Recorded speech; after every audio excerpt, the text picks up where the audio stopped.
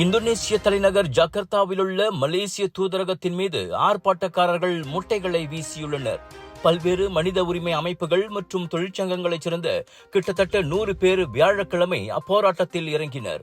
Selangor bunting அருகே உள்ள தஞ்சோங்ரு கரையோர பகுதியில் இந்தோனேசிய பிரஜைகளை உட்படுத்திய துப்பாக்கிச் சூட்டு சம்பவத்திற்கு கண்டனம் தெரிவிக்கும் விதமாக அந்த போராட்டம் நடத்தப்பட்டது.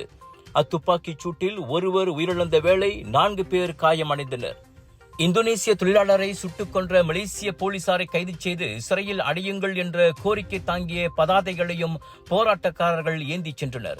இவ்வேளையில் அச்சம்பவம் தொடர்பில் மலேசிய அரசாங்கம் விரிவான வெளிப்படையான விசாரணையை நடத்தும் என பிரதமர் டாக்டர் ஸ்ரீ அன்வார் இப்ராஹிம் உத்தரவாதம் அளித்துள்ளார். அதே சமயம் ஜகார்த்தாவில் நடைபெற்ற போராட்டத்திற்கு பதிலடி என்ற பெயரில் விரும்பத்தகாத காரியங்களில் இறங்க வேண்டாம் என அவர் மலேசியர்களை கேட்டுக்கொண்டார். முன்னதாக அச்சம்பவம் குறித்து வருத்தம் தெரிவித்த இந்தோனேசிய அதிபர் பிரபாவோ சுபியாந்தோ மலேசியா விரிவான விசாரணை நடத்தி என்ன நடந்தது என்பதை கண்டறிய வேண்டும் என கேட்டுக் கொண்டிருந்தார்.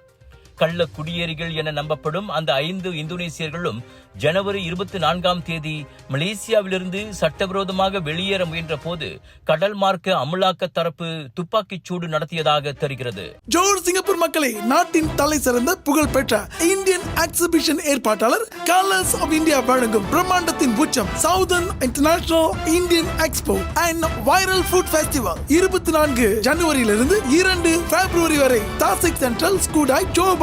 latest Indian wedding collections, travel packages, tattoo artists, ladies accessories, jewelry, clothing collections, sari, kurtas, kurtis, Punjabi suits, lehengas, jippa, kids wear and more. Big sale, big discount.